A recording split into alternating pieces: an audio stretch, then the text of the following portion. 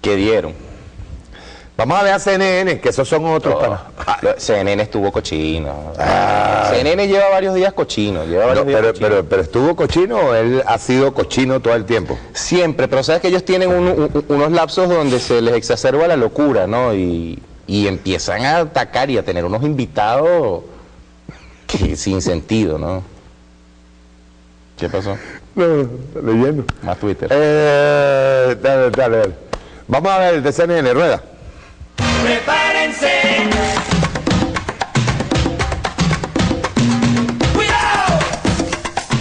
De Chávez nos acompaña nuestro colaborador y analista Jorge Castañeda. Jorge, gracias por estar con nosotros. Fernando, gracias como siempre por la oportunidad de platicar contigo y con todos los que nos escuchan. Al contrario, un placer. Y Jorge, quiero pues iniciar con esto. Ya son 15 días ausente en su cuenta de Twitter. Sabemos que es muy activo el presidente Chávez a través de la cuenta de Twitter.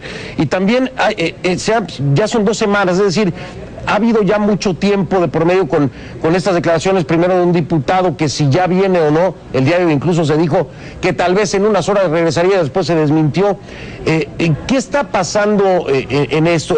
¿Crees que es a propósito el generar esta expectativa de regreso o no regreso en el afán de cobrar notoriedad y, como dicen algunos críticos, pues de regresar con mayor fuerza a nivel público?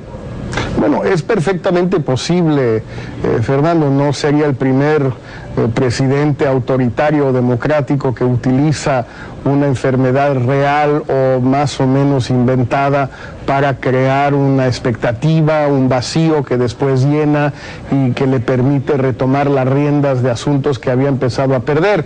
No digo que sea el caso, digo simplemente que no sería el primero, ni mucho menos. Ese es un primer punto. Un segundo punto que podemos solo especular es que justamente quiso ir a La Habana el presidente Chávez porque no quería que se supiera exactamente cuál es su situación física, de salud, y en Venezuela no había condiciones para mantener el mismo tipo de sigilo que nos consta existe en Cuba, ya que pudimos ver cómo la naturaleza de la enfermedad de Fidel Castro ha sido mantenida en el secreto ya desde hace 5 años, casi exactamente, creo que es dentro de algunos días que se cumplen 5 años. Y un tercer comentario inicial, Fernando, que me parece muy grave, es que a menos de que realmente haya sido una emergencia terrible, algo que no tenía Hugo Chávez cuando salió de Caracas y que le dio al día de llegar a La Habana y que no parece por su gravedad, por lo que dicen, un absceso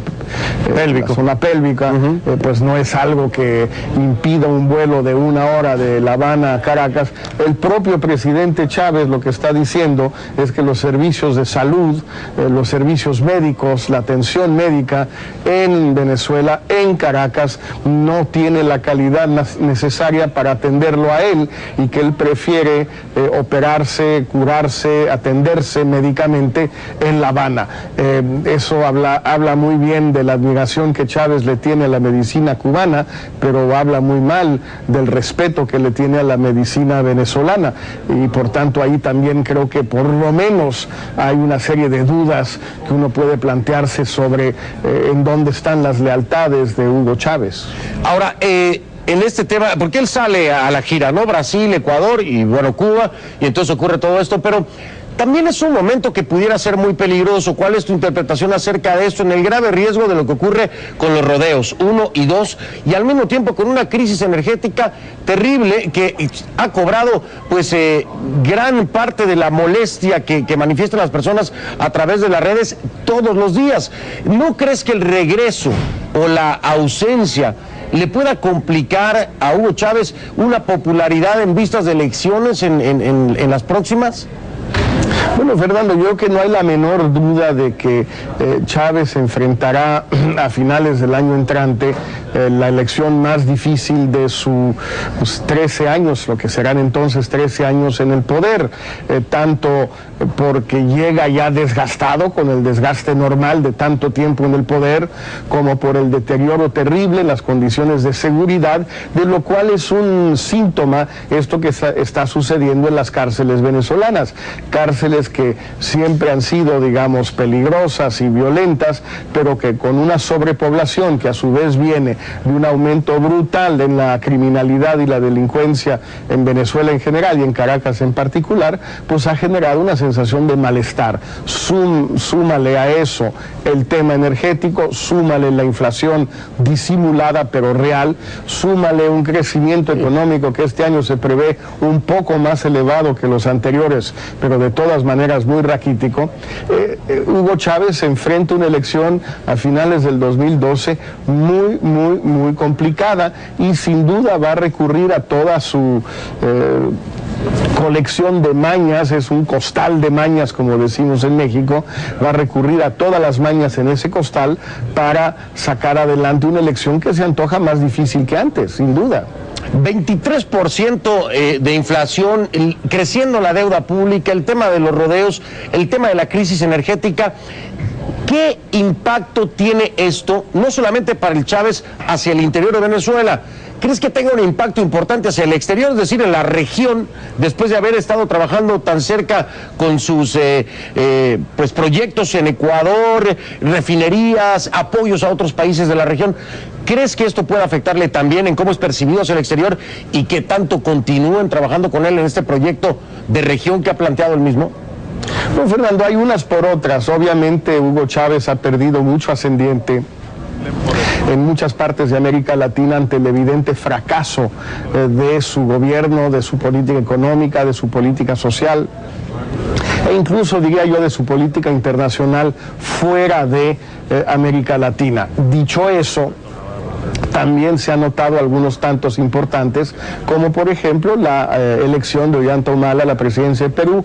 Por más de que Humala se deslinde, se tome sus distancias frente a Chávez, diga que su modelo no es Chávez sino Lula, etcétera, etcétera, pues yo creo que no hay duda de que habrá una relación mucho más cordial entre el próximo presidente Humala y Chávez que entre el presidente saliente Alan García y Chávez. Entonces hay unas por otras. Lo que es real es que es muy difícil a estas alturas presentar el esquema venezolano como un esquema exitoso en América Latina. Sobre todo, Fernando, y esto es lo más importante, llevamos un tiempo ya muy prolongado, con un pequeño momento difícil, de precios elevadísimos del petróleo. Sí. Estamos hablando de una verdadera bonanza que ha recibido Venezuela, cantidades estratosféricas de dinero, y no se ve a dónde están. Yo no creo que se lo hayan robado los chavistas o la boliburguesía, como se le dice. Creo que lo han despilfarrado, lo han malgastado, lo han tirado a la basura. Pero es impresionante que con esa cantidad de dinero que han recibido estos últimos 10 años, Venezuela no sea ya un paraíso, y es todo menos que un paraíso, como justamente los problemas en las cárceles lo demuestran.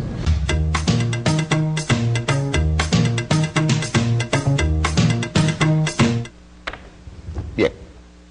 Jorge Castañeda, ¿cuál es el segundo apellido de él? Goodman. Goodman. ¿Cómo estás, Castañeda?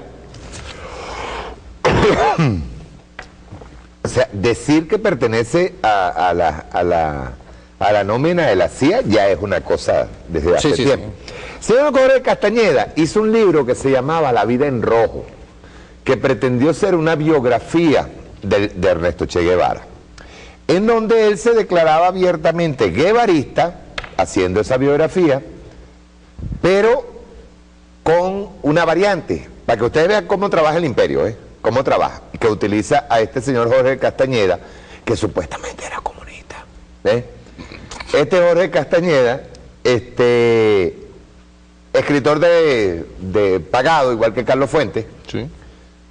Un escritor que le desembolsillaron unos realitos para que hiciera esa biografía, en donde su tarea fundamental en ese libro que se llamaba La vida en rojo, que era la biografía de Ernesto Guevara, fue culpar al comandante Fidel de la muerte de Ernesto Che Guevara, del comandante Guevara. Esa fue su función. Hay un libro del que era, de que fue embajador aquí, Otero, embajador de Cuba acá en Venezuela, cuando estuvo la crisis de Otero. hay un libro en donde él hace una... desnuda cada una de las biografías que se hicieron de Ernesto Che Guevara. Y Castañeda era uno. Germán Sánchez Otero. Germán Sánchez. Germán Sánchez Otero. Y él hace una radiografía de cada una de esas biografías que se hicieron de Ernesto Che Guevara, ¿no? Y una de las biografías que Germán Sánchez Otero más retrató como una propaganda norteamericana fue la de Castañeda. Castañeda escribía en ese libro, tú sabes, que pobrecito Ernesto Che Guevara, que se fue y entonces Fidel lo abandonó en Bolivia, que ha sido la tesis de la CIA para poder justificar su horrendo crimen, que fue prácticamente fusilar a un hombre al que ya había capturado. Lo mata simple y llanamente porque ese hombre vivo era muy peligroso para los intereses norteamericanos. Entonces creo que era papi cuando lo mandan a matar en Bolivia, prácticamente lo fusilan, lo aniquilan, lo asesinan en la higuera. ¿Ven? Bueno, este señor Castañeda sirvió para eso. Igual que Carlos Fuentes sirvió para escribir una biografía del señor Gustavo Cisneros, ¿verdad? En donde prácticamente casi que lo vendía como procónsul, posible presidente procónsul de la colonia venezolana, así como la colonia de Puerto Rico, porque Gustavo Cisneros es cubano de nacimiento y no podía ser presidente. Sin embargo, para esa época el señor Gustavo Cisneros necesitaba impulsarse. Estábamos saliendo del golpe de Estado en el 2002, era más o menos 2004, 2005, por ahí, cuando sacan la biografía de Cisneros, en donde lo ponían como un empresario emprendedor, lo mejor del mundo, ¿me entiendes? Y lo vendían como procónsul, al que, por cierto, le hace una entrevista Oscar Llanes, en donde casi que a Oscar Llanes le faltó nada más que sacar la lengua y lamerle los zapatos a Gustavo Cisneros. Carlos Fuentes es el que hace el prólogo y le escribe el libro. O sea, escribe la biografía de Gustavo Cisneros. Bueno, igualito fue Castañeda, que son los opinadores que busca CNN. CNN no se va a buscar a nadie, y menos este narrador mexicano. Sí. Un bicho malvado, peor que Cala. Porque Cala más bien trata de ver cómo hace y ataca a los dos bandos a la vez, claro, siempre tirando más para el otro lado, ¿no? Pero es peor, lo peor, conjuntamente con la que estuvo una vez en la sala de prensa, la narradora. Él hace programa con Patricia Patricia Yaniot. Patricia Yaniot. Bueno, Patricia Yaniot en una oportunidad estuvo en la sala de prensa y Chávez le dijo, bien claro, tú estás manipulando la noticia. ¿Ves? CNN, es que no vale la pena, ni siquiera. Se llama. Fíjate, ve. ¿Cómo tú sabes rápidamente de dónde salen los laboratorios ideológicos o los laboratorios psicológicos y de dónde nacen las matrices? Nosotros hemos dicho hasta la saciedad que las matrices de la oposición nacen en el Departamento de Estado, en la CIA específicamente, en la USAID, ¿verdad? Nosotros lo hemos dicho hasta la saciedad y la gente dice, ay, ustedes tienen una manía con la CIA. Miren, eso de que los servicios médicos en Venezuela no son buenos y el presidente Chávez duda de los servicios médicos de Venezuela y por eso se operó en Cuba, es una matriz de opinión que ha mantenido ahorita la oposición varios días. Entonces, cuando uno ve a un Jorge Castañeda, un hombre que está comprometido absolutamente con la CIA y recibe salario de la CIA, ahí es donde uno entiende de dónde nacen las matrices de opiniones. Y de la matriz de opinión de los servicios médicos en Venezuela, que está de mal, que él confía más en los médicos cubanos y todo esto, tratando de crear, y sobre todo, tú ves a un Jorge Castañeda diciendo eso, justo ahora que están anunciando un paro, el vago que nunca... Douglas León Natera. León Natera que jamás en su vida ha tenido en la mano un bisturí, un vago, porque ese es vago, que ya están anunciando un paro, porque cómo es posible que hayan